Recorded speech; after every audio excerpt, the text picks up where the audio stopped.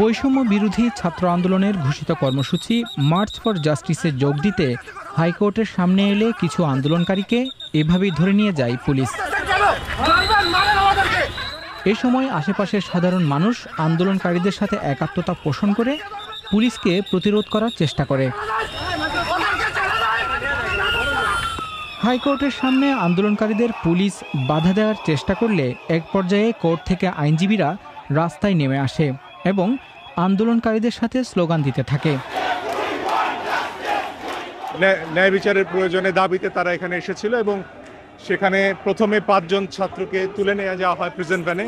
সে খবর শুনে আমরা আইনজীবীরা ভিতর থেকে এসেছি তাদের সাথে এখানে একত্রতা জানাতে।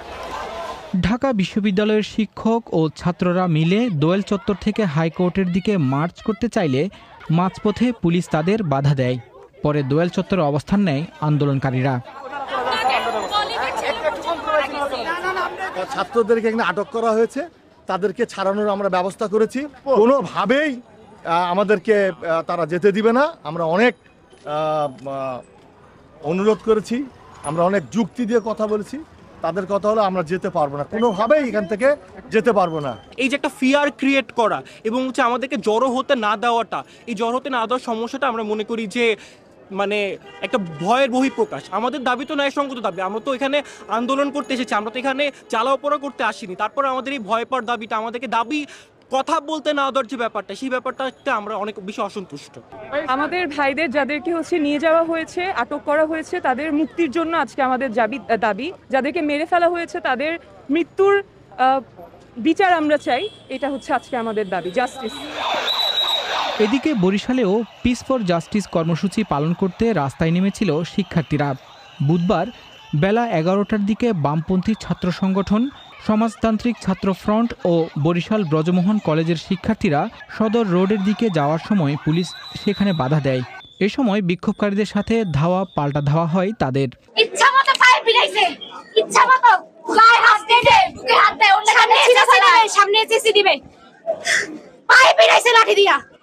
এছাড়া বরিশাল জজ কোর্টের দিকে আন্দোলনকারী শিক্ষার্থীরা জড়ো হতে গেলে সেখানেও বাধা দেয় পুলিশ।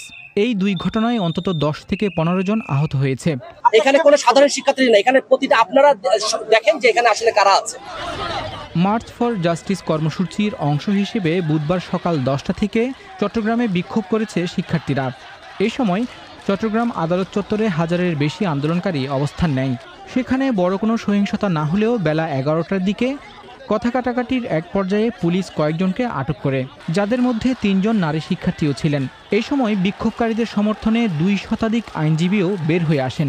মানুষ তাদের সন্তানদের বিচার চাইছে, আমরাও কথা দিচ্ছি, আমরাও বিচার না নিয়ে ফিরব না।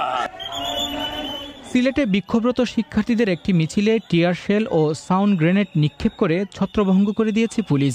মিছিল নিয়ে শাহজালাল বিজ্ঞান ও প্রযুক্তি বিশ্ববিদ্যালয়ের শিক্ষার্থীরা সিলেট শহরের সুবিদবাজার এলাকায় গেলে পুলিশ তাদের আটকে দেয়। এ সময় ধাক্কাধাক্কির ঘটনা ঘটে।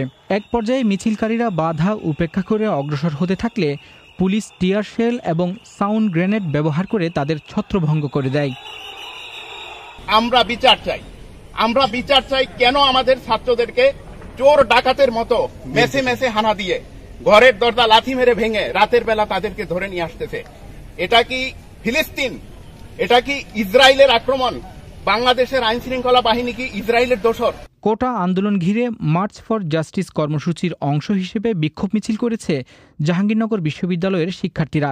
এই সময় গ্রেফতারকৃত সকল শিক্ষার্থীদের নিঃশর্ত মুক্তির দাবিতে গণস্বাক্ষর কর্মসূচি পালন করে তারা।